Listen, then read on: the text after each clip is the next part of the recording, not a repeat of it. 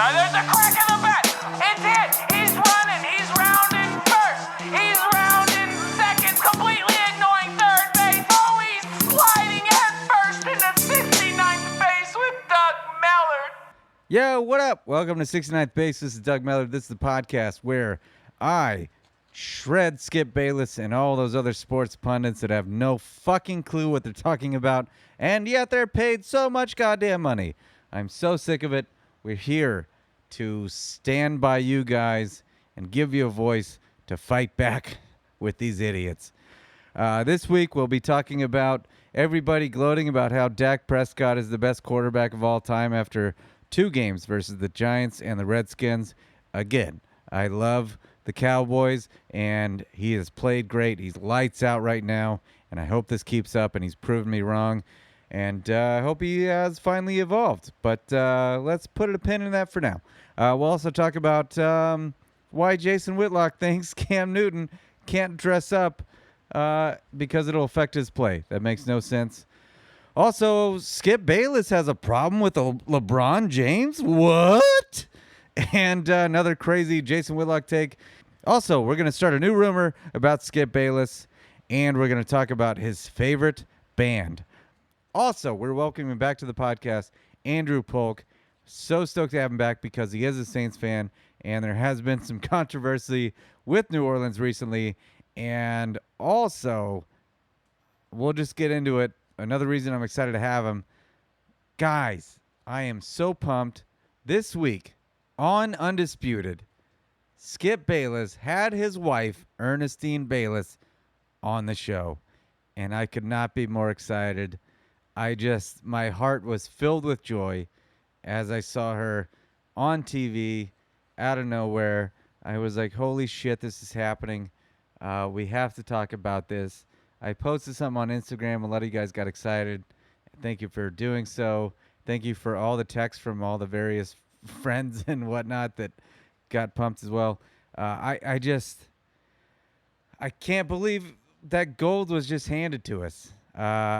She has a new book, Balls, How to Keep Your Relationship Alive When You Live with a Sports-Obsessed Guy. Out. You can buy it on Amazon. Don't buy it. Don't support that. Although I kind of feel sorry for her because she is married to Skip. So, I don't know. Maybe throw her some money.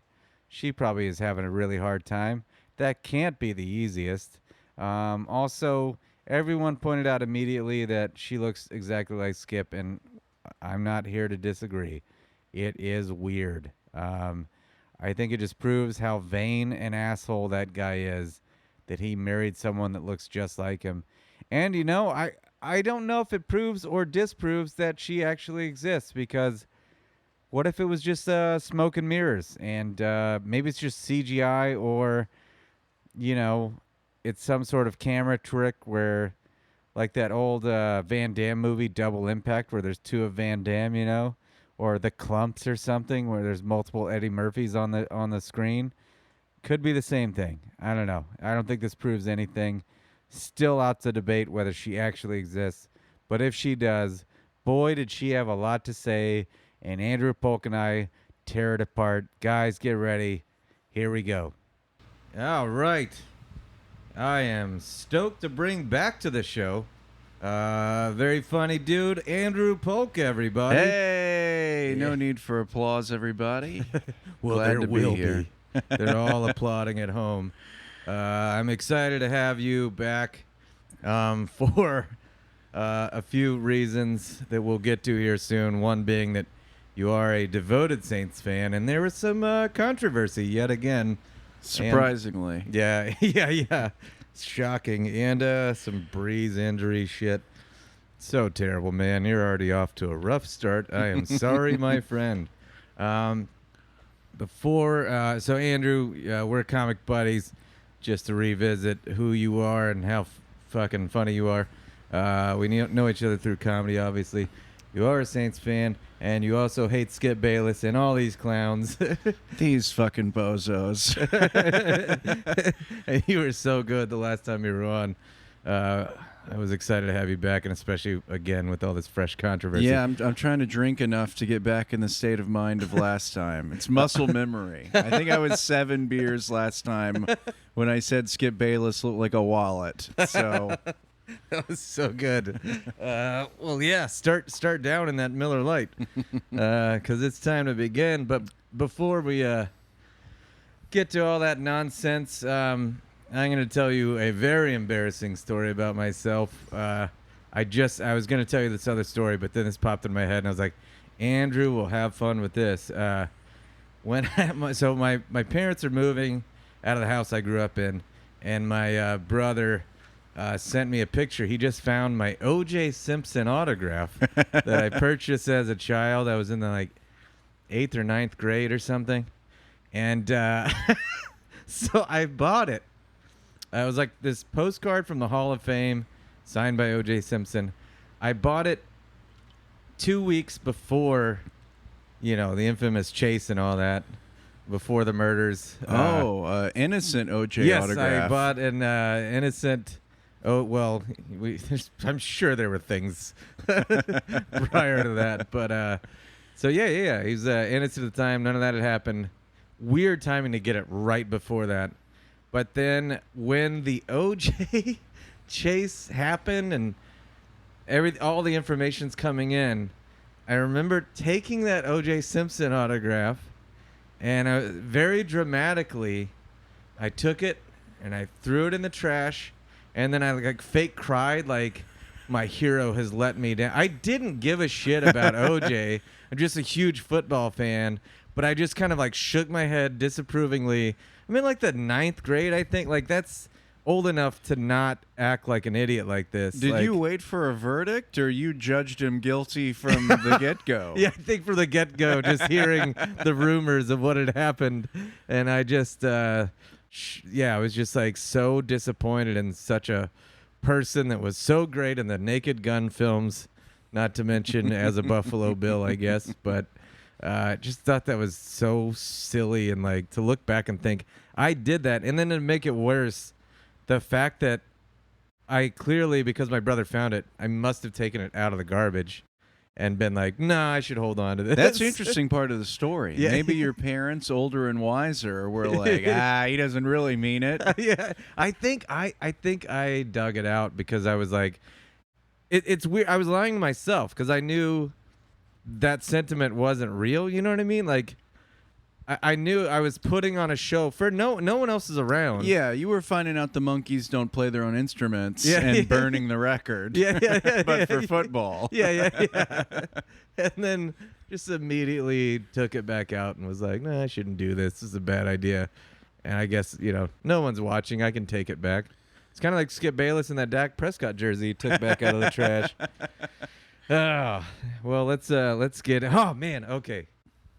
The other. So the autograph exists and it's unharmed. Yeah, no, I'm getting it back in the mail soon. Oh, that's gonna be amazing. Yeah. It's oh, maybe that'll be the thing that we take a picture with the guests week to week with the O.J. Simpson autograph. That could be fun. OJ's on Twitter now. I bet you could get him to give it a little bump, tell him the story. Yeah. But you could change it up and say I thought you were guilty. And then, I watched the documentary, and I realized you weren't. I wonder if he could be a guest. Tell him. Just have Flynn go run some errands while you're doing that. Don't get any DoorDash while he's here. Do you just want to? I want to give you a moment to just have your go through what happened with the Saints this week, and just let you. I'm not gonna have a meltdown. I'm not gonna flip out or anything. I became Zen Buddhist, I think, during that game. I just accepted the pain, and I deserve it. Frankly, liking football is a mental illness, and I deserve the pain that I've brought upon myself. I mean, how do you feel that's what 3 calls? Did you say in a row? I mean, because I knew about the playoff 3 game, games in a row. Yeah, we're going back to Rams Saints NFC Championship. Yeah. Obviously, the blown, helmet to helmet, and then the Texans game. There was the snafu with the clock, where there was supposed to be. They're supposed to count off 10 seconds from the moment of infraction, but they counted off 10 seconds from the point of whatever, and it wound up being like 10 seconds versus like 38 seconds, which for Drew Brees could be the difference between 0 and 6 points, or at least 3 points. And that could have been a game-changing play, but the Saints won it, so they were kind of like, all right, we'll let that one go. And then this time, Brees was injured and was out, and Teddy was playing quarterback. And it was three. I believe it was 3-3. It may have been 3-6 Rams, but really exciting game for a while. Yeah. There. Oh my God, the fucking Snore Bowl, and there was a fumble, and Cam Jordan recovered it. Giant Pacific Rim robot Cam Jordan recovered it, and then slowly churned 80 yards into a touchdown. But the play was blown dead. And even like after review, they realized it was a fumble and the Saints got the ball, but since it was blown dead, they didn't get the touchdown, which killed all of the momentum. It took away the Saints' first and only chance for a lead in that game. And then the NFL, like while it was happening, the referees were saying like, yeah, we fucked that up. It's like, why can't you just, if you know that you fucked up 10 seconds later, can't you just like put the hammer down, stop the clock, change something? Right. I understand that like the play was blown dead, so maybe the Rams weren't going full speed after him. But there has to be some fucking accountability. They put a new rule into play for you guys this offseason. And there's going to be a new rule for this one where like, have like digital whistles that like deactivate in one of those situations. Oh my God, there's going to be like 10 new you got rules. Barney fucking Fife blowing the whistle because he sees something happening, and then it changes. I'm not a lunatic Saints fan. The Saints were getting demolished in that game. They're playing the defending NFC champs on the road. Breeze didn't look great in the. Yeah, I like that about you because I heard Mikey's again here, and I heard you telling him that, he was asking about what you thought of Bridgewater, and you were saying, well, Breeze wasn't playing great before any of this anyway. Yeah. I like that. I'm the same way, man. If my team's not playing well, I'm not going to be like, no, we're not playing well, but we're still going to win the fucking Super Bowl. Yeah. Like, fuck that. Like, I didn't expect the Saints to win that game fully loaded, and then the injuries just kept taking them down a notch. Mm-hmm. I thought it was amazing that it was, 3-6 at halftime? right.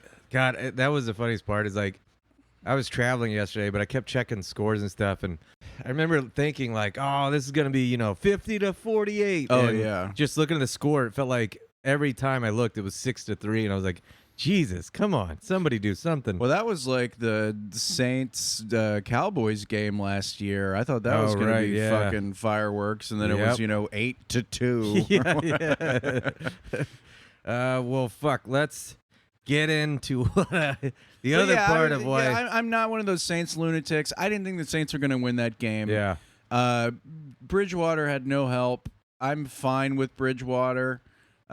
We made the best that we could of it, but the mistakes that the offensive line made would have been made with Breeze or without, I think. Yeah. I think it would have been closer, but that's probably one of the first four that, that's probably a loss. Man, you save yourself. Part of the reason I am honest with myself about my teams always, you save yourself so much pain if you're just truthful about it instead of always assuming you're going to win. Because if you know, we might take a loss here, you're not going to be fucking upset when they do inevitably lose. We're not those red-faced dads with a webbed leather belt. They're yelling at the waitress. We understand how the world fucking works. Yeah. And the Cowboys aren't going to have a perfect fucking season. Yeah. No, something's going to happen. Yeah, the Patriots are going to have a perfect fucking season. Yeah. There's going to be a scandal, but it'll be dismissed. Okay. This is the other big reason I'm so excited to have you on because... Big news. You pull out a gun. See you later. Last podcast. So, big news in this world of ripping on Skip Bayless. Skip Bayless, on his show Undisputed, had his wife Ernestine on the fucking show. And I could not... he had mentioned something about having her on because of a book she was coming out with in the future, but I didn't know it was so soon. So I was in Santa Fe for a comedy festival. I turned on the TV and see Ernestine Bayless and I lost my fucking mind. I was so excited. God. And so I only caught about half of it. My phone blew up from so many people like, dude, check it out. And, I posted something on Instagram, and a lot of you guys were so funny. And what's funny is everybody that commented was pretty much the same thing, that she looks like his sister or just like him. Like, it's kind of uncanny. And I always think that's so gross when you see couples that do look just like each other. It's very indicative of Skip's personality. Yeah. That he married Vanity. Yeah, I'm sick in the mind, so I never thought sister, which would make sense for somebody who looks like somebody. Yeah, if you were to like take her, you block out her hair, like it really does, and you try to picture without lipstick. Oh yeah, it's 100% Skip, and like, yeah, I think I'd made jokes on here about like she's not real. It's all made up. It's just Skip in a wig. So, like, maybe there were just camera tricks, and that's all that was, That was like that old age face filter thing that everybody did a month ago and sent all the data to Russia. But he just did that with a bag of pork rinds and put a wig on it. He's like, here's a whatever her name is. What is it? Ernestine. My Sexy. God. What was Ernestine? She's the hottest lady on the Andy Griffith show, Ernestine. So let me go ahead and say the name of the book, because I want to talk about that for a second. It's called, Ernestine, his wife's book, is called Balls, How to Keep Your Relationship Alive When You Live with a Sports-Obsessed Guy. Balls? Yeah, balls, colon, how to keep your relationship alive when you live with a sports-obsessed guy. That's like a paragraph of words in the title. It should really just be If I Did It, but it's about sucking Skip Bayless's dick. Oh, God. Nobody ever wants to hear about that. Yeah, I just thought that was a tad bit long. And also, how to keep your relationship alive clearly indicates they're having trouble in their marriage, Maybe she means completely literally, because they're both pretty fucking old. Yeah. It's just like talks about going to the doctor regularly and making sure pills he they gets his take and colon like, checked. I feel like she wrote the book as therapy to live with fucking Skip. It just feels like in the title it sounds like How I Survive Living with Skip Bayless, you know what I mean? Yeah, it's like those ladies that were trapped in the basement in Ohio. It's their story, but she just replaced one of their names with hers. I also thought it was funny that, I guess the abbreviation would just be balls, which sounds like, I feel like Skip would hate that. You know what I mean? Oh, like, yeah. He seems so prude. Well, you got her picture, like a big... mug shot of her on the front, and it just says balls. The story about being married to Skip Bayless. My God. Yeah, and she looks like a testicle. So I just want to break down kind of every little thing that she said with you, because there's a lot there. She started talking about like how they met and all that. She said that she was with an ex at the time when she first found out who he was. He was watching Cold Pizza, Skip's first show on ESPN, and she asked who they were, and her ex said, this guy, I don't remember who the opposite person was, this guy's pretty good and he knows what he's talking about, but this other guy's a fucking idiot. Referring to Skip. And I thought that was nice. So crazy that she said that on his show, which makes me feel like she secretly hates him, which why wouldn't you? Who was she dating at the time? Tony Orlando? Yeah. Wayne Newton? Oh, God, I wish she'd fucking name names. Yeah, Wayne Newton. It was probably like FDR. She also said it was love at first sight, which scared me a little bit. Like, can you imagine looking at Skip Bayless on any level and being like, yeah, that guy. Oh, my God. And I mean, we're both hetero males, but just even the personality alone, like, how does that not immediately turn you off? I could see looking at any normal, respectable man and going, yes, I'm in love with him. So the hetero thing doesn't even, it's a moot point. Yeah. That's like going to the Notre Dame Cathedral and only taking pictures of the gargoyles. She went on to say on their first date, and Skip loves to talk about this. He said, "If this goes anywhere, you will be my 1A to this job." Oh, fuck you. And that's just, how conceited are you? That just assumes that his job has any fucking meaning, which it does not. It's like, and like, 1A to what? Like, how much effort does he really have to put into that? He has somebody that puts all the stats in front of him, and then he just says the dumbest shit imaginable. Like, I don't understand. And like, to think that he's that fucking important ever is so mind-blowing to me. And even, like, back then, too. Like, maybe now I can see that his ego's been warped. Social media, of course, has driven most of his madness. But back then, when he was simply a churlish buffoon, he's using terminology like 1A. Oh, man. This is like... what is it, Kimmy Schmidt? I feel like his wife's like trapped in an underground lair most of the time. yeah. He like let her. Yeah, if you get to come out, if you come out and say nice things about me, I'll give you some sweet tarts. That kind of thing. They kind of talk about that a little bit. It kind of sounds like she's some form of a slave or something. He also went on from that to concede. Like, it was weird, like, how publicly, like, he says he loves her publicly, which is just weird to hear Skip say he loves something other than Tom Brady or whatever. But he concedes that she is now number one, which, his job, he fucking brutally destroys all these athletes that have so much more talent than he does.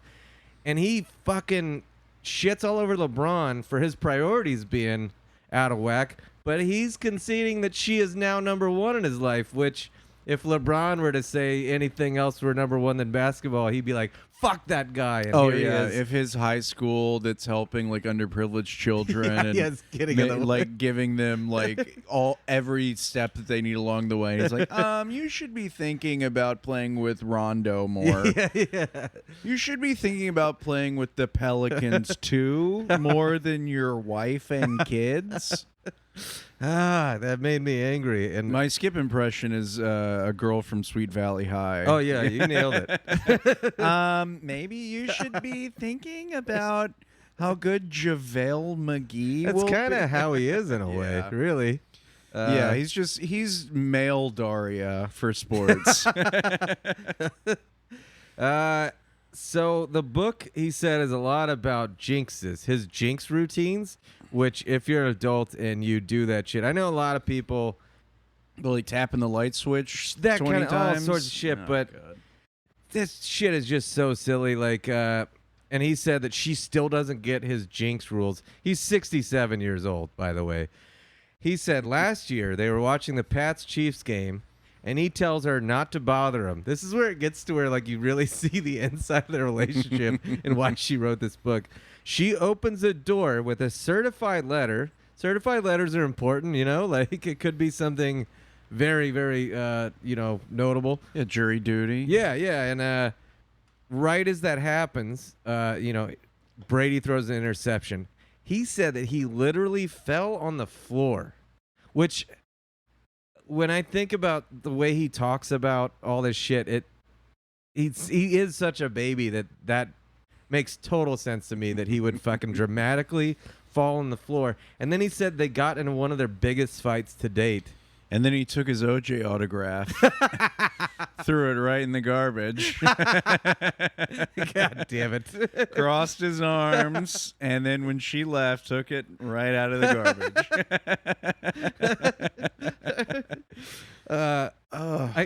I can't imagine getting in a fight with Flynn over a game. Like... like if it were I guess it was a championship. That's such like a King of Queens scenario of like, get out of here, you fucking lady. I'm watching the game. She defended herself and asked, how can I be changing the outcome of this game in Kansas City from Los Angeles? And he said that, well, you did. Which, again, back to proving that he's the center of the universe, Mr. Vanity himself. And I think this all also goes back into my belief that I think he believes all of his dumb takes. I don't think it's an act. I think it's he ups it a notch for TV, but I think he is so vain. How could he make up a take that no one's going to fucking believe in if he needs validation 24 hours a day? You know what I mean? Absolutely. I mean, even mentioning Jinx as a 67-year-old man is ridiculous. Yeah. It's like, does he think that Ace Ventura is real? You know, he's like, laces out. Like that's essentially what he's doing as a 67-year-old man. I just spilled vodka everywhere, by the way. That's what that noise was. It's fine. There's going to be an electrical fire any second now. Thanks, dude. So we're getting deeper into it. He said this year, like a couple weeks ago, Green Bay and Chicago were playing the opener, I guess. Yeah, the snoozer. And the worst game so far. He said he was, roots way against Aaron Rodgers. He said the first 3 possessions, nothing happened. And then she asks him if he wants her to bring him dinner. But he said she knows the rules, which means don't bring it until halftime. She does it anyway because it sounds like she's trying to be nice and bring her husband a meal, which is a lovely thing to do. And as soon as she walks in, he throws a fit, and he said, and this is the edited version for television, by the way. I can imagine. What's that? God knows what actually happened. Yeah. And he says, "Watch what's gonna happen." And then Rodgers throws a bomb, and then he said, "Look at what you did." Like, I feel like I can see the spittle flying out of his mouth as he's yelling.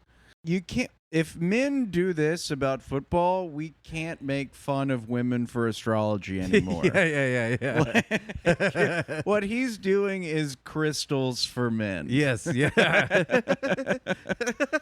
It's so weird that she's on to plug a book, but it feels like she's just being shit on the whole time, you know? Yeah, she's giving evidence for a trial while trying to advertise her book. I am going to read this book. I have to. I want to know everything about it. Don't buy it. Just go to the bookstore and read it. In a big beanbag chair. Yeah. Don't. Well, I don't know. I want to support her. You know what I mean? Like I she bet needs he's help. got like some siphon funnel where he's getting all the profits. Probably. From it. Yeah. They go on to say, like, I'm seriously picking apart every part of this.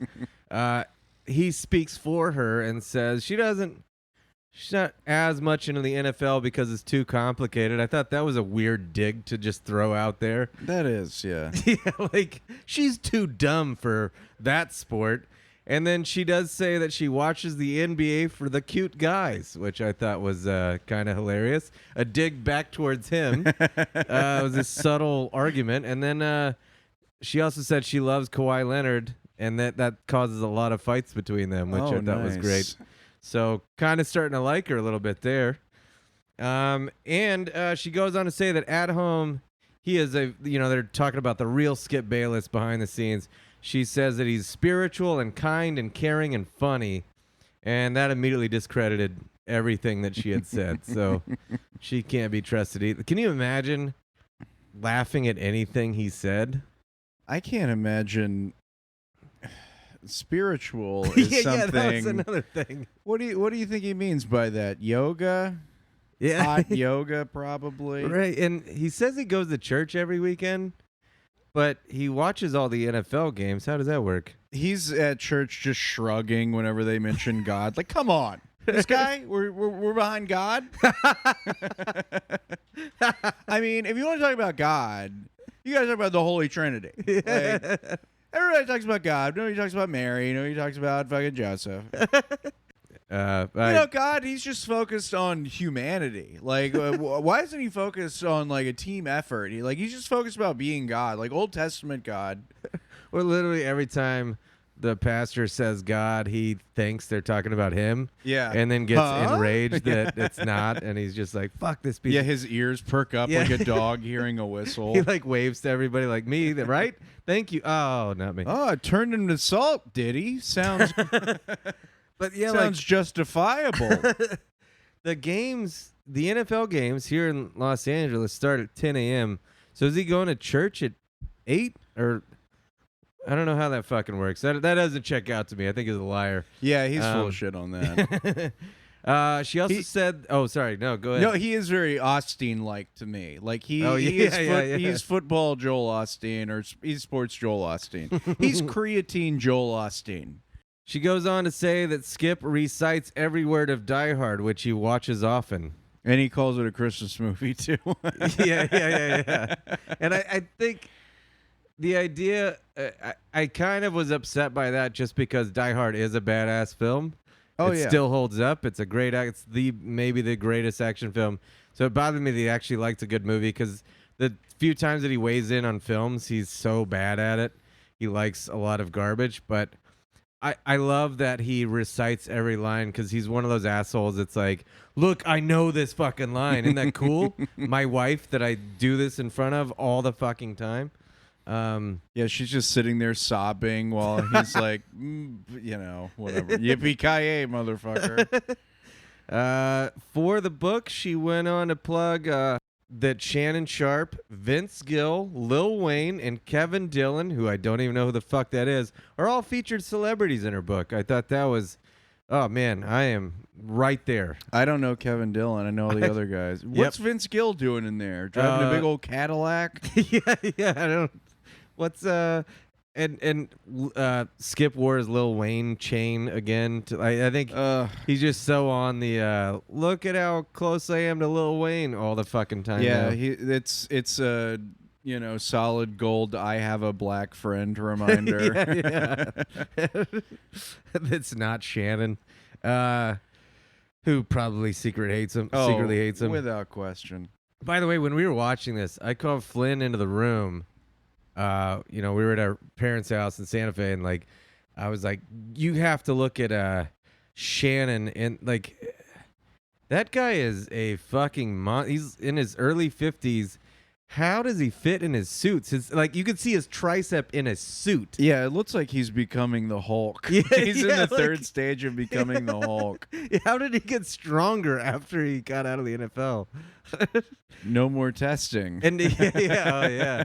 And now the commercial breaks, there's an ad for like him and like his workouts or like something that he takes for workouts, and it's like that has to drive Skip nuts because Skip, I think, is jealous that he's stronger than Skip Bayless. Oh yeah, and he looks like, you remember like that Superman show on ABC with Dean Cain? Oh yeah. Where he would be completely jacked in a skin tight suit, but he was wearing glasses. That's Shannon now. Or no, Skip said about her, I wouldn't be what I am without her, so I guess we have her to blame for all this. Yeah, he's just talking about like a bone marrow transplant. he doesn't mean it on a level of love or joy. It's just like, yeah, she gave me bone marrow. Maybe that's the only reason he's with I got her stem cells. And maybe my favorite part, this he said every Friday night is date night unless LeBron James is playing. Which during the NBA season has to be almost every Friday. Yeah. So, what is their date night? He said that they watch Jeopardies, like I guess multiple Jeopardies. Plural. They said plural. And she said he always has to win. So I guess they like say the answers out loud because he's a sore loser. And he has an abacus like dictating score the entire time. He can't just like, be like, yeah, what is Cleveland? He has to be like, no, bitch, I'm right. I love like he's like wearing a little Lil Wayne chain to show how cool he is, while his wife talks about how they watch Jeopardies on date night, just showing his age. We eat at Luby's, and then we watch our Jeopardies and go to bed at 6:30. I guess that pretty much sums it up. They've been together for 14 years. I thought that was kind of incredible. Ugh. She must be the most patient woman on this planet. Yeah, there's got to be something wrong with her. Absolutely. Like there's no, there's like, gold diggers and stuff that are like, yeah, I'll, get with this guy and then write a book. She's just now writing the book. So my God. God damn, that was We literally broke down almost every line in that whole interview, and it felt so the fucking interview good. is 45 seconds long. Yeah, Talked about it yeah, for it half was a an couple hour. minutes. It wasn't much. Oh, and yeah, and they made a joke at the end about like, she was like, Shannon was like, you can come back anytime, and she's like, well, I'll probably have to write another book before I can be welcome back, which another dig. Oh God, that felt great. She can't have any friends because he probably doesn't allow it, first of all. Yeah, it's probably a Donald Sterling type situation, but with all races. He doesn't allow it, and everyone hates Skip, so why would they be friends with her? Yeah, it's like, what are you gonna do on a couple's date with the both of them? Yeah, You gonna go watch Jeopardy? Yeah, you're gonna go to Dave and Buster's. He would like knock you out of the way on Who Wants to Be a Millionaire game. He would say that whack-a-mole was rigged. He would climb up the skee ball thing like Nelson on The Simpsons and just plunk the balls into the center one. Oh my God! And then he would be mad at the tickets. Yeah. What do you think you'd buy with all his tickets? Maybe some chattering teeth. Just because it reminds him of himself the most. Or just some dumb old dad thing like a whoopee cushion or like a weasel attached to a ball that spins around. I feel like he would think he's above fart jokes. I think that's like they probably don't fart in front of each other for sure. I do constantly. My Flynn's only rule for me is to not make eye contact while they fart. That's acceptable. Yeah, and she says not to point it at her. And I break both of those rules all the time. Don't get a boner while you're farting. But how can you not? You know what I mean? Moving on to worst takes. Oh, boy. So, Dak Prescott has been playing well. Oh, yeah. I have repeatedly said that I don't fully trust Dak. I want to see more, and he's played great since Amari came to town, and this season he's been fucking dynamite. Gotta say, I'll give him his props. Against the Giants. Against the Giants, who again I could score 3 touchdowns against them, and the Redskins, who I don't think they played us well, but I don't think that's much of a fucking thing that to might be not excited be a about. compliment to either party. Yeah, exactly, and. Cowherd and Skip were both just gloating that they've been behind Dak, and just like it's been decided he's the best quarterback of all time. And I just hate that this revisionist history from both of them, where it's like, Skip was saying, why wasn't he in the top 100? That's bullshit. But he's mostly basing that on these last 2 games, which. Those polls were taken before this season. Right. You can't fucking look back and be like, see, he was great all this whole time. Like, well, Skip looks large for an older man because he has a fucking life vest on under his suit. Yeah. Because he's jumping ship anytime he can. Yeah, right. He is so fucking full of shit. If Dak, I don't know who the Cowboys playing next week. The Dolphins. The Dolphins. If we don't beat them, I'm gonna kill Let's myself. just say Dak throws an interception on the first Dolphins. Skip is going to have a tweet that he will delete by the end of the game. Right. If there's an interception in the first quarter. Correction, that Skip will make the 19-year-old computer boy, as he calls him, delete after he tweets it. There's just like some kid in a cage that he yells his tweets at, and he calls him the computer boy. Yeah, I can't. Dalton the computer boy. Tweet this. While his wife is like also locked away in another room. Yeah, there's a real... Don't bring me dinner, wench. Yeah, there's a real black snake moan thing happening over at that house. I really can't imagine him on Twitter. Like he tweets all the fucking time, but it is weird that he uses any tech. You'd think he'd have a flip phone or like a like rotary dial. BlackBerry. Yeah, he's rotary calling it. Colin Cowherd also said he like again. I like how you pronounce his last name, Coward. It's correct. Coward. Fucking. What's funny is when I started this podcast, I was like, I don't dislike him as much, but the more I've I have to do research for this, he is getting to be worse. I think it's the pomp. Yeah. It's the pomp and the circumstance. Yeah. With Coward. I think he just looks like such a like kind of dorky dad, and he has that vibe to where you don't think he's as bad, but he is very fucking pompous about everything. He's like a dad that he's a dad that thinks he could beat up an 18-year-old. Yeah. Like, that's the attitude I get from it. It's like, no, you can't, old man. And Skip is Sit at your monolithic desk like fucking Judge Judy.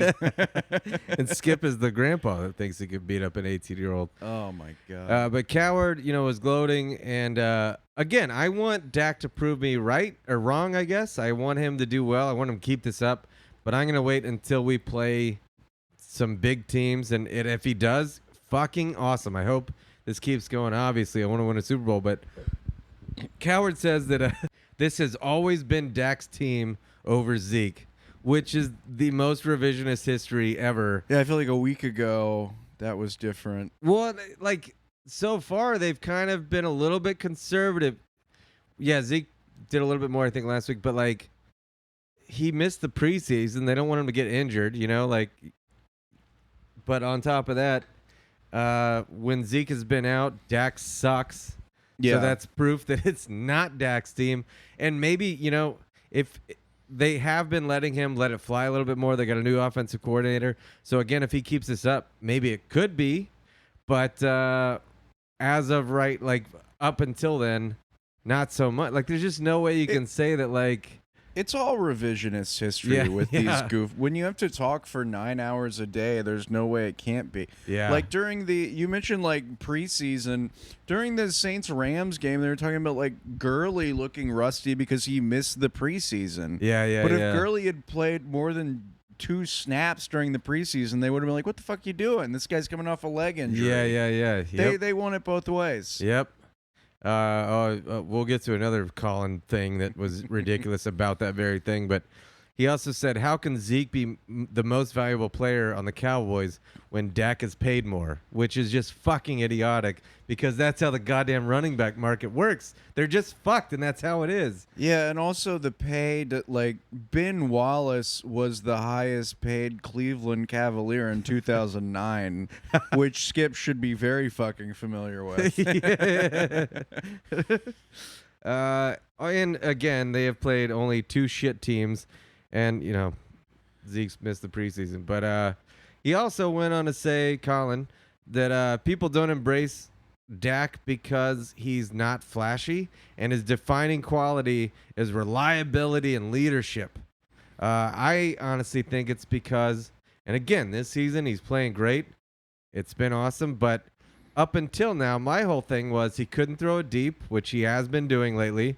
He had a beautiful deep pass to some no-name this past week that was really on the money. It did impress me. But up until then, he could not throw a deep pass to save his life. It was just like 3 yards here, 3 yards there. Let's hand it to Zeke. Zeke will win this. Well, I felt like the Cowboys' offense wasn't really set up for him to throw deep passes, so I felt like that was kind of an invalid criticism. Yeah. Until really Cooper came along, but they still hadn't really adjusted their offense. And maybe the offensive coordinator was just a piece of shit, but he would miss on his long throws when he did try, right? And that was my problem. And on top of that, he would maybe get like 200 yards a game, maybe sometimes under that. In this league now, where it's set up for the quarterback to fucking win, that is unacceptable. That's why I had a problem with him. To prove his point, he said, "Look at Big Ben. He just got injured. He had this freak fucking elbow accident." He said, "Look at Drew Brees. He's not reliable because." How many? He's never Drew Brees fucking is injured. a fucking Iron Man. Yes, like and he had a freak fucking what was it? A helmet to his finger, right? Hand to hand. It was Aaron Donald's giant, baseball mitt hand. Oh Jesus Christ! Smashing, Well, Drew his hands Brees' are probably made out of concrete, so it was a freak thing. And then he even threw in Sam Darnold, who has the kissing disease. Like, oh my god! How can you fucking use that to prove your fucking point? It was funny. We've got the Monday Night Football game in the background, and they were saying, I think at halftime, that like somebody had to do research on mono because they're like, adults can get that. Yeah. I only knew mono's the kissing disease. Yeah. So Skip also shit on Mahomes during this segment. because Shannon said, look, Dak's playing great. He was kind of making the argument that I always make, like, Dak's playing great, but if you put many other quarterbacks on these teams that Dak has been on, they would do even better, which I fully believe. And he used Mahomes as an example. He's like, can you imagine Mahomes on the Cowboys with that loaded roster? Because, you know, their defense sucks. They have Tyreek Hill. Sammy Watkins played great in the first game, but, like, I can't even imagine that. And Skip, you know, again just said, well, what has Mahomes done? My God, what is he? What Patrick Mahomes is 19. Like, what are you talking about? Yeah. He had 100 yards in his first, like 14 games or something insane? 50 touchdowns. And he almost went to the Super Bowl. Easily could have. They didn't get that coin flip. Anyone that acts like they wouldn't cut off their fucking arm for Patrick Mahomes and like what he's done so far, like, you can't win the Super Bowl every fucking year. He's easily the most amazing quarterback in the NFL right now, just like given the circumstances. And yeah, everyone in the league would cut off their fucking dick for Mahomes, and rightfully so. I mean, that is correct. Like, him and the Cowboys would be insane. It would be lights out, no chance. They have, again, Dak's had a complete team since he entered the league. It's ridiculous. Moving on to Jason Whitlock, your favorite. Kind of on the same subject. He said after these two games against the Giants and the Redskins that Dak can name his price in his contract negotiations. And I feel like, I don't know, maybe let's see when he plays a real team. Yeah. I think that's the absolutely correct response. Yeah, and Tony Gonzalez later in that same segment said, why not let him play it out? Which, yeah, I don't understand why. Well, Jason Whitlock is, you know, he's probably up all night fighting the Ninja Turtles. So he looks like Bebop and Rocksteady. That's what I'm saying. Put together? I believe last time on the show I said he looked like the peanut M&M without a shell. Oh, this yeah, time that's I'm what it was. going the other way. I've just been quoting you as and saying he looked like a peanut, which he also does. Somebody made a reference that, like, you know, basically, like, let's see him against other teams. He might drop back down a little bit because he's almost been playing perfect, which of course I want to see more of. But yeah, he might drop back down from heaven. And he said, no, he's not going to come back down. So he just thinks he's going to keep this up against the Patriots and the Rams. And if he does, holy shit, will I jizz my pants. Yeah, but I mean, it's a very ignorant thing to say, to even act like that's a possibility during a very long season. Yeah, but I mean, put Dak up against the Rams and see what happens. Yeah, which is happening later in the season. Yeah. And man, if that happens, awesome. Wade Phillips against him. You know, yeah. That'll be a big test. But again, the Giants and then the Redskins, and next week we play the Dolphins, and then I think the Saints without Breeze. The Saints without Breeze. The week after that. Yeah, and then in New Orleans, but still. Yeah. But that'll be the toughest game to this point by far. But it'll be against Bridgewater. But yeah, I mean, like you said, you know, prove you wrong, and that's all he has to do. Yeah, he's surrounded by a complete fucking unit, and it's, you know, the NFC's a little more open up, I feel like, this year. So again, see what happens. Put any of these quarterbacks on that team, you they're going to do like probably more than don't that. get spontaneously healthy. There's going to be more injuries, so there's more room for it to open up. Look at Mahomes with a much lesser team throwing 18 touchdowns a game and 7,000 yards per game. Staying on Jason Whitlock, did you see what Cam Newton wore in his post-game interview? Oh, indeed I did. I mean, let me preface this by saying it was crazy. It's like an Amish pimp. Yeah. But, and I talked about this last week, but it bothered me so much. I wanted to bring it back up. Jason Whitlock, with this Cam outfit, said that Cam needs to cut his hair and ditch his flashy wardrobe. And the big question that he asked to the rest of the guys was, is Cam's wardrobe proof he's not serious about being a franchise quarterback? I like that Jason Whitlock is Ted Nugent now. Like, what the fuck are you... And it's such old man bullshit. Like, cut your hair, hippie. Yeah. His hair's not even that long. LeVar Arrington at the end of that segment said, like, this is an old man thing to say, which I loved. Yeah, he just dresses like a disco Little House on the Prairie guy. It doesn't matter. Yeah, like, how does that really fucking affect his play at all? I mean, go up to Cam Newton's face and say, like, hey, 6'4", 260-pound giant man, could you stop dressing like Prince? Like, if you have a problem with it, do something. Yeah, again, I don't think he's on the field.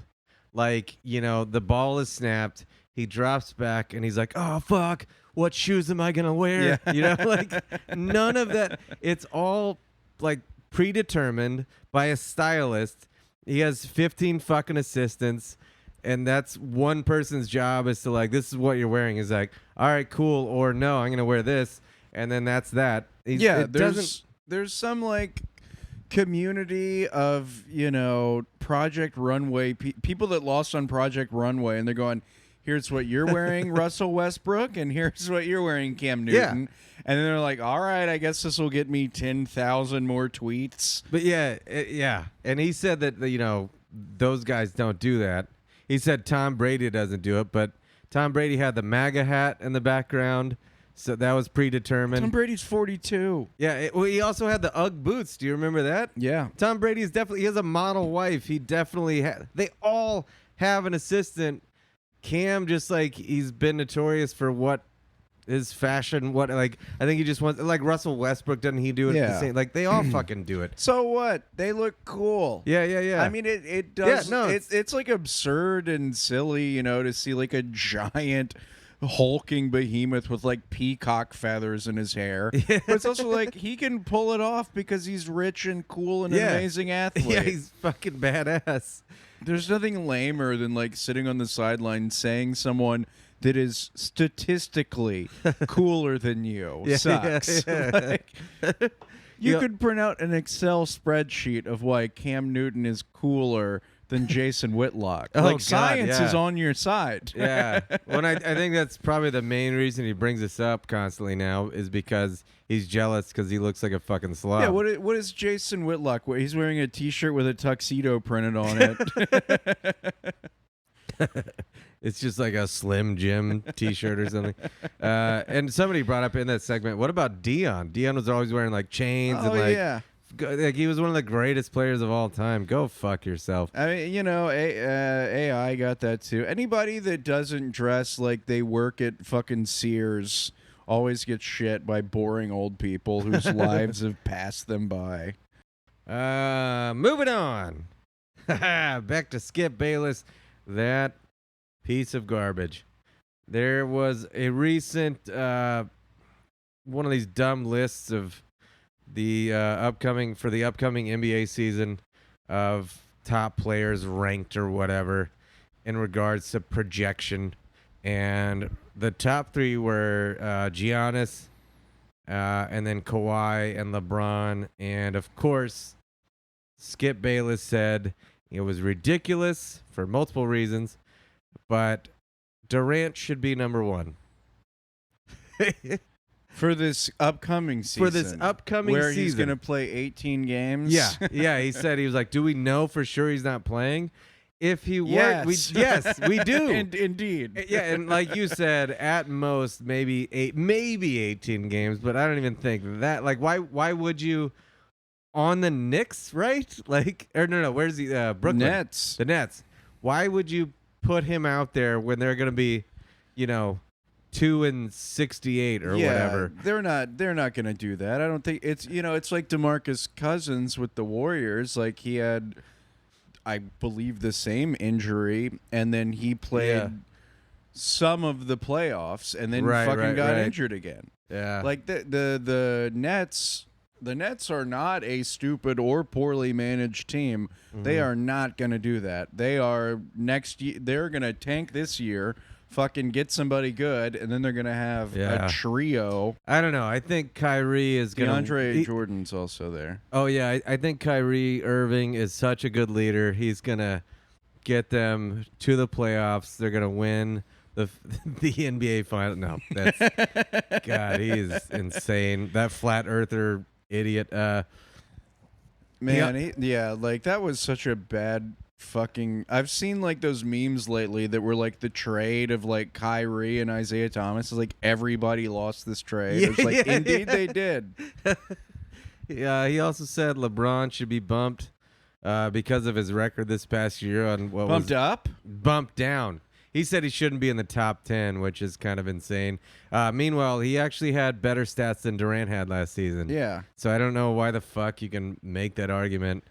I had a lot of issues with that NBA's players list. Mostly just like James Harden should have been MVP. It was just like they want Giannis to get it because he's cool and he's young and he's on a team that no one gives a fuck about and he's foreign. But like, how many games in a row did Oh, by the way, did I say Harden? Giannis? I think I said Giannis. That's fine. I've had some vodka. I just don't want people on fucking Instagram like, hey, you fucking idiot. No, I caught it. Yeah, Jay White Cotton responds, hey, you fucking asshole. Oh, yeah, and he said Kawhi should now be number 2. Meanwhile, he's the best two-way player. He has some issues, but The term best two-way player means the best player. As far as I'm concerned, that is the dumbest fucking thing on the planet. Oh, you're the best player at offense and defense? That means you're the best player. yeah. That's such fucking dumb 2010 bullshit. I bet Skip would have him at number 48. What do you think on the list? I got James Harden at number 1. Yeah, I mean, he's pretty unstoppable. It'll be interesting to see what he does with Russell Westbrook. God, this NBA season's going to be nuts, man. I'm I excited. have no faith in Houston. Yeah. I have no That faith coach, in Houston man. whatsoever. It's now or never for Houston, and I think it's never. Mm.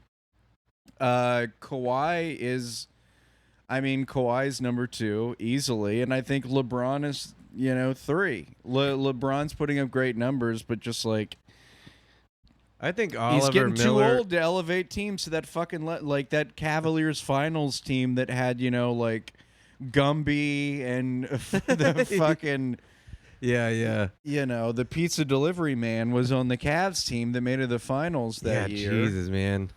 And now he's got AD and the rest of the Pelicans from 2 years ago. Right.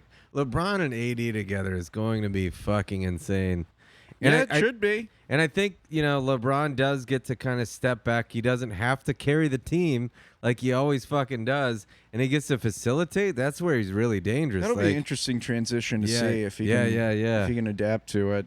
It just sucks that every fucking basketball game in Los Angeles now is going to be $1 million to go to. I know, man. I went to like 4 Clippers games last year. Yeah. I saw the Pelicans play twice, and then I just went to some other ones, and it was like $18, and no one was there. It was like free blowjob night. Just like, please. Oh, you were there for that? Oh, yeah, I blew you. I remember. Yeah, section 320. I still think it's crazy that the kiss cam is still a thing. Oh, yeah. Because it seems like in this day and age, like you can't hey, sexually harass this person. It's fucking weird. Back to Jason Whitlock for just a second. Oh, Lord. That was an hour ago. I guess I could have lumped that in previously. He said because Big Ben went down with an injury, he's out for the season. I like to think that there's somebody listening to this podcast and they're just now hearing it 2 days later. But because Big Ben went down, the Steelers are going to go 3-13 or 4-12. First of all, I don't think that's going to be the case. I think they win more games than that. And he said Tomlin will be fired after the season because of that, and he will go to the Falcons. I don't agree with any part of that. None of that makes sense. That's a crazy line of logic.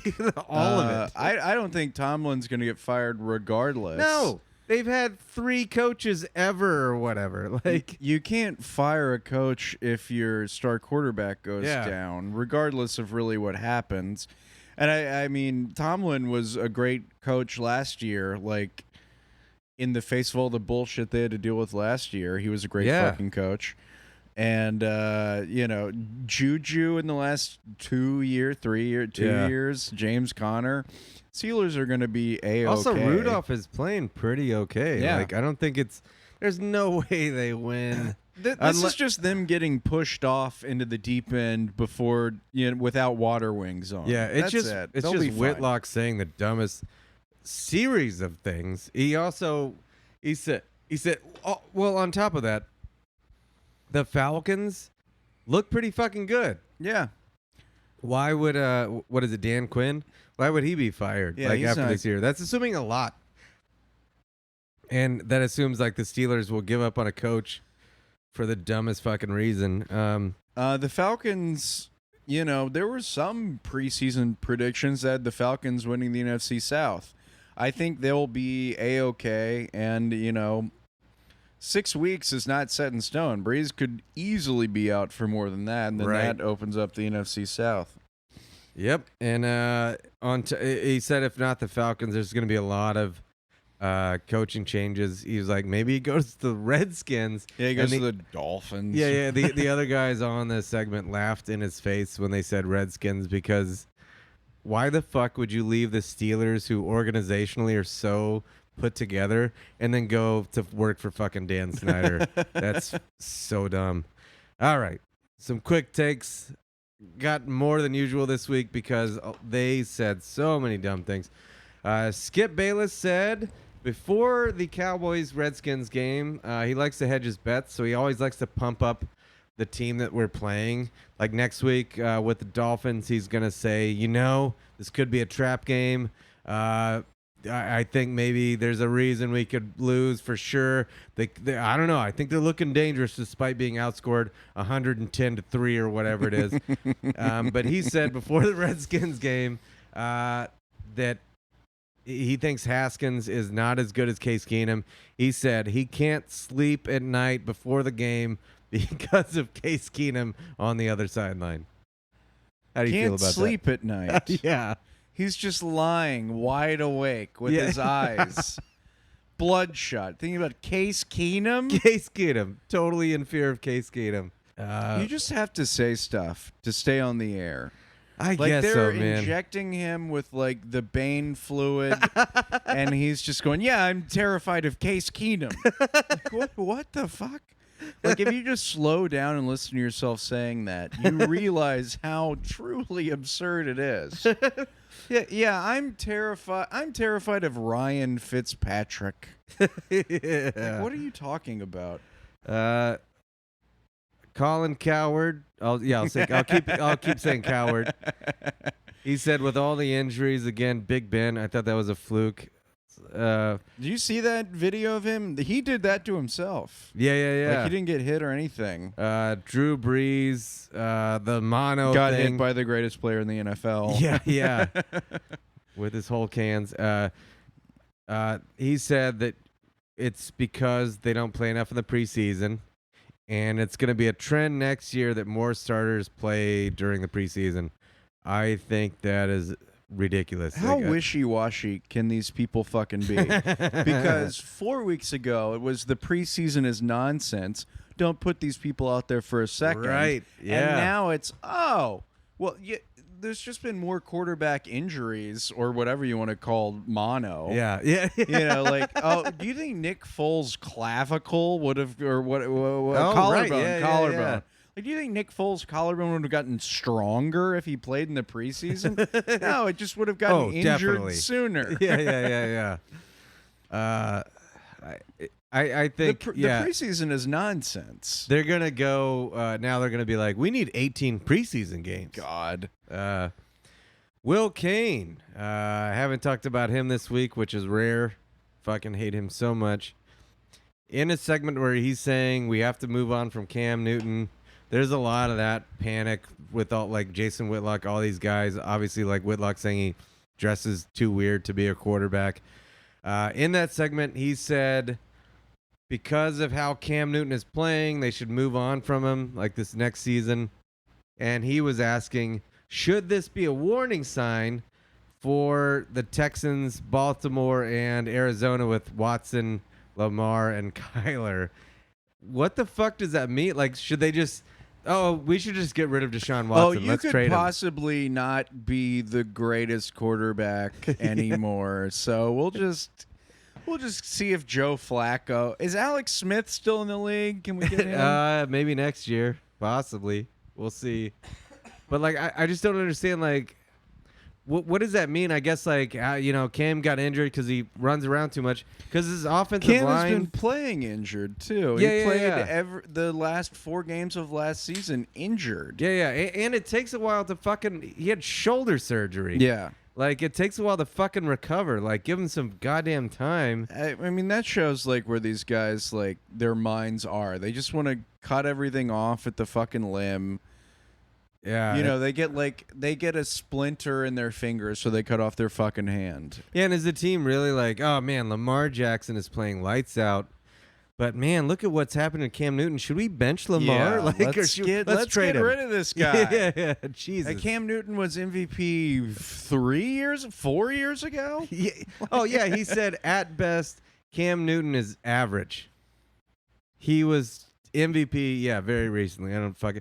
Oh, so on top of that, I'm just going to say, Will Kane always asking, why do people think I'm racist? I'll just say that those are 3 black quarterbacks that he named. Yeah, just throwing it out there. I didn't even notice that. It's subconscious. You can tell if how anything else. racist Will Kane is by how much he bleaches his teeth. And how much denim he wears.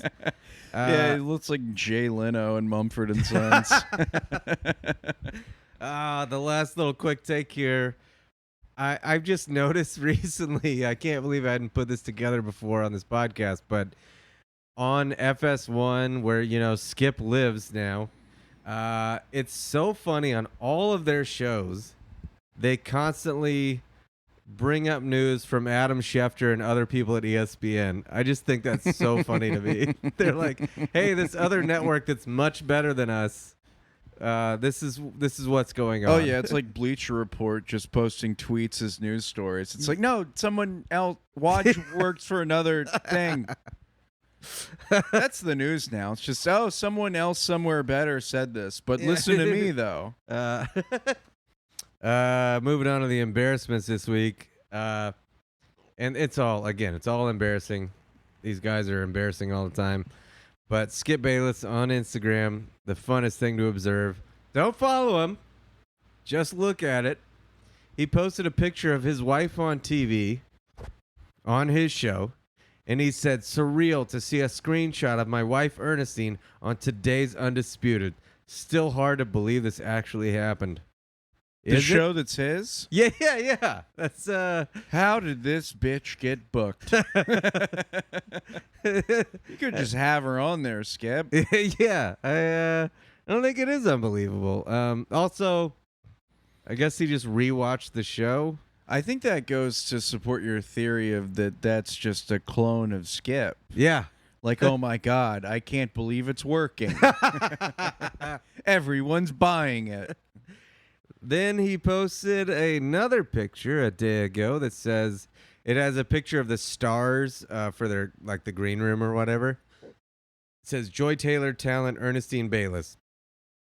And he says, my wife got the star treatment Friday, sharing a dressing room with the great Joy Taylor before she stole the show on Undisputed. Her book, Balls, immediately became an Amazon, in quotes, bestseller. I'll stop it there for a second.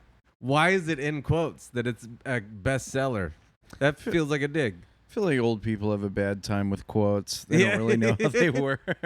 Like, you ever been to a Chinese restaurant and seen quotes used correctly? It's just a... Skip Bayless is Clint Eastwood talking to that chair. All the time. His wife's the chair. Yeah. And he goes on to say, I wrote 2 chapters, and there are many celebrity insights, including a passage from Lil Wayne. God, anytime he can fucking make a comment about Lil Wayne, he'll do it. Last but not least, in these embarrassments, Stephen A. Smith today talking about the new offensive coordinator for the Cowboys, Kellen Moore. He mistakenly called him Chan Gailey. He was pumping up Chan Gailey instead of Kellen Moore, And I don't know if you know this, but Chan Gailey has been retired since 2016. And I don't remember the last he coached the Cowboys, but it's been probably a decade-ish. It's been a while. So that was just...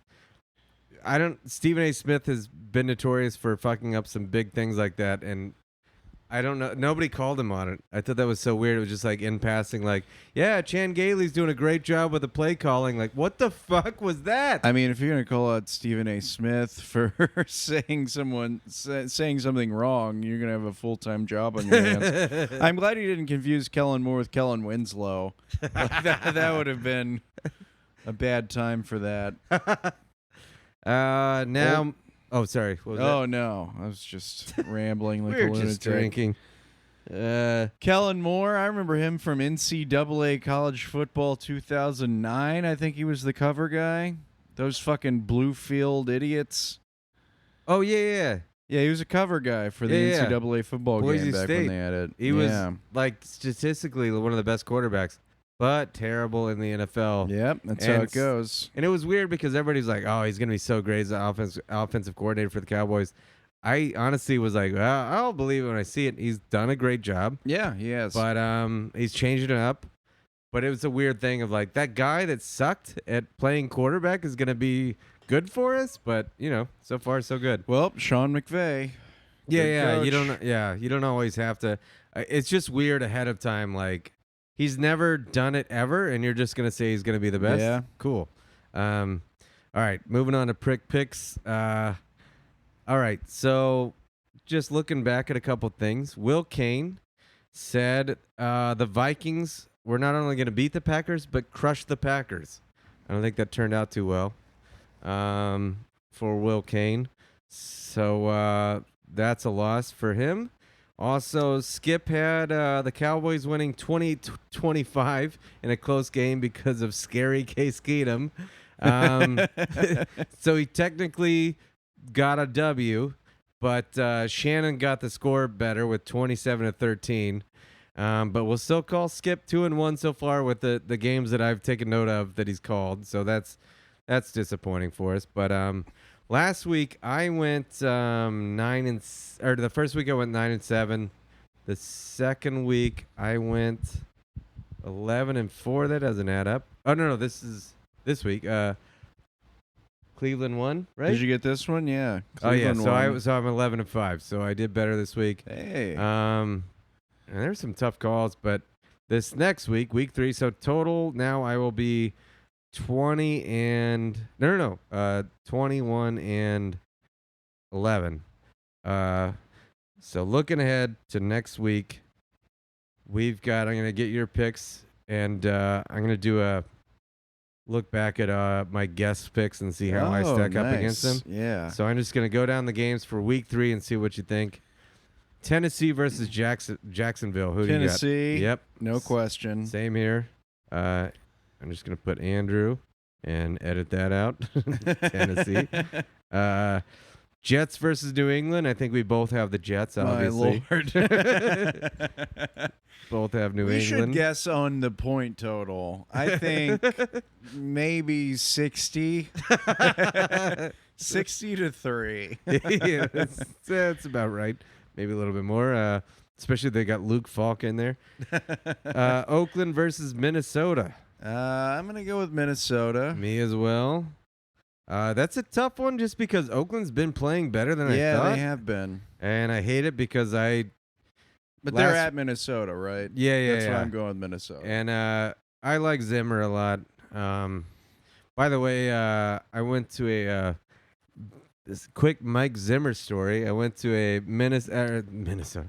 I went to a Band of Horses concert at the Greek last year, and a friend of mine was playing guitar for them, and he got us like kind of backstage-ish and stuff, and it's great. And it was sponsored by American Airlines, so there are all these, for whatever reason, in this one area, 1 million American Airline pillows. And my wife thought that was so funny. So Flynn was like, we're drinking. She was like, I'm going to steal one of these pillows because it's so dumb, these American Airline pillows. And to distract the security guard. I went up and told him, "You look just like former Dallas Cowboys defensive coordinator Mike Zimmer." He happened to be a Cowboys fan. He was so excited I said that, and she just takes the pillow right out of there. So fantastic. And it was recently stolen from us. It used to be on our porch. What? I don't know who stole it. Maybe Zimmer came back. Yeah. Anywho, moving back to the picks. Baltimore versus Kansas City, man. At Kansas City, though. Oof. That's a tough one. I'm going KC, but that is a real test for both teams. Yeah, I got to go KC, but I'm not confident about it. Atlanta at Indy. I'm going to go ATL. I think I'm going to go Atlanta as well. Yep. Atlanta looked good against Philly. We're the same so far. Denver versus Green Bay. I'm going Green Bay. What do you think? I don't know. I feel like Denver has been playing up to the snuff. Green Bay has not been playing up to snuff. I think Denver is itching for a fucking win because they've been so. I got to go Denver in the upset. It's at Green Bay. You sticking with Denver? Sticking with it. All right. I got to take some chances. Miami versus Dallas. My God. I'm just going to put you down for Dallas. Like, which player is going to die in that game? Do you think at some point this season some of the players are just going to retire for the Dolphins? Oh, like the Bills guy at halftime? Like I half don't know. the team? I don't know. I heard that like Dolphins players requesting to getting trade was just like a rumor. Yeah. I don't know. It's I don't think any Dolphins players are going to retire. Kill but themselves? I wouldn't be surprised if some of them had like a very mild injury that became a serious injury. Oh man, that coach, Jesus. Cincinnati versus the Bills, another tough one. Cincinnati needs a win.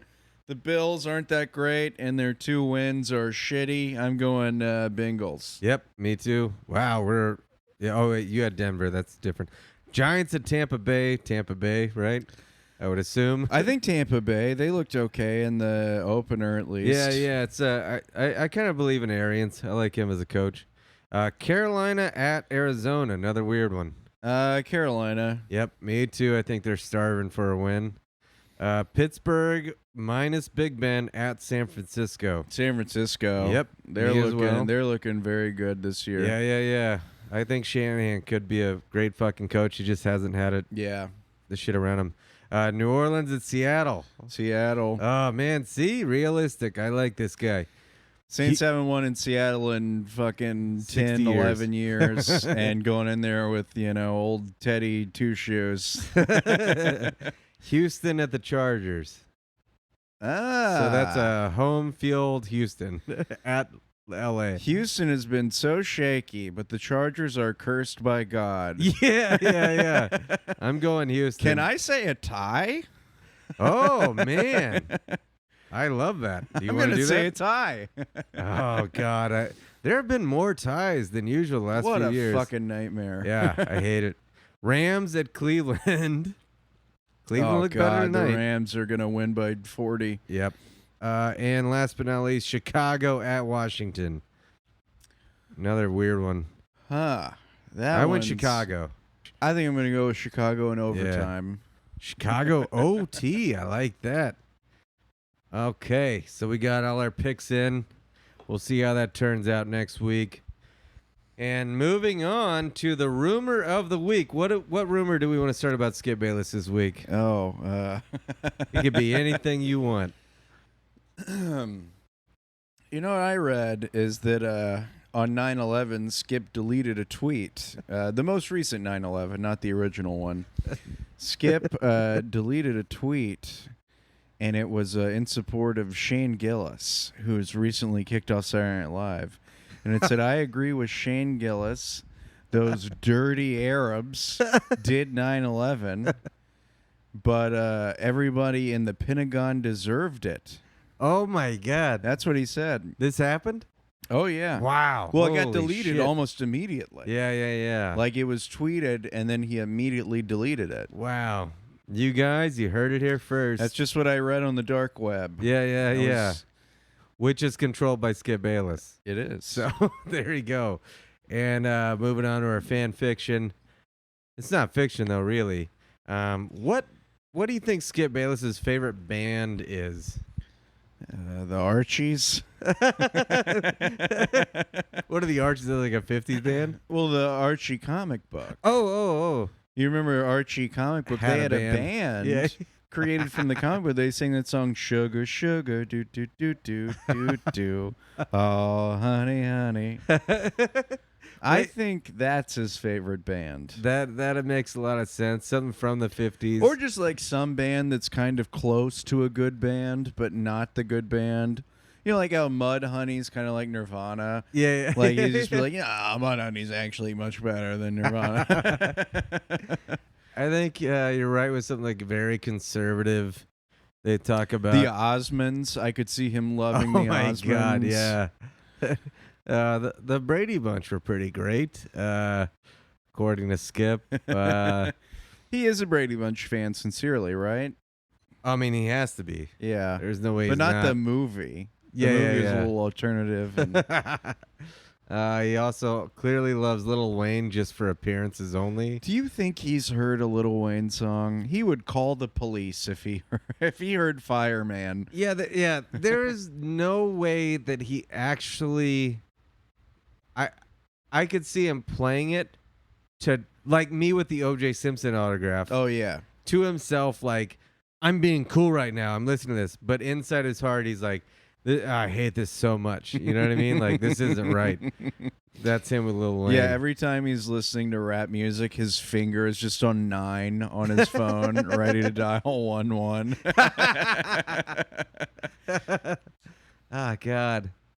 Probably loves Nickelback. Oh, Creed. They're very religious. I don't know. I'm just defending my bad taste in music now. I'm like, just because a band sucks doesn't mean Skip likes it. It has to truly suck. Like, he might like Christian rock, like POD or Skillet. Yeah. He's maybe some like minstrel songs from like the 1200s, you know? Oh, yeah. Of course I know that, Doug. What do you...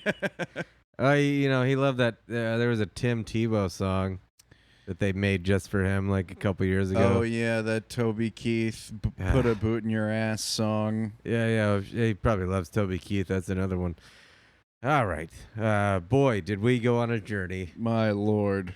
We did everything we could to bring these assholes down. I feel like we did a great job. Yeah, they're done for. Yeah. I think We took down those millionaires, and then I'm going to go home and eat a can of beans. We're splitting a can of beans. Let's be real here. So before you go, Andrew, thank you for being on. But anything you want to plug before you get out of here? Oh, my Instagram is public again. What is my fucking name on it? Nude Karate. Yeah, Man. Nude Karate Man on Instagram. Where did that come about, by the way? I love don't know, just being a fucking idiot. Nude Karate Man on Instagram. I have a website, andrewpolkcomedy.com. I'm doing comedy again, so book me. Come see me. I'm gay. There it is. Thanks, Andrew. As always, rate, review, subscribe, tell your friends. Go to Skip Bayless's account and make fun of him. Don't follow him. Just make fun of him. And, yeah. Spread the word. And thanks for listening. Love you guys. Later.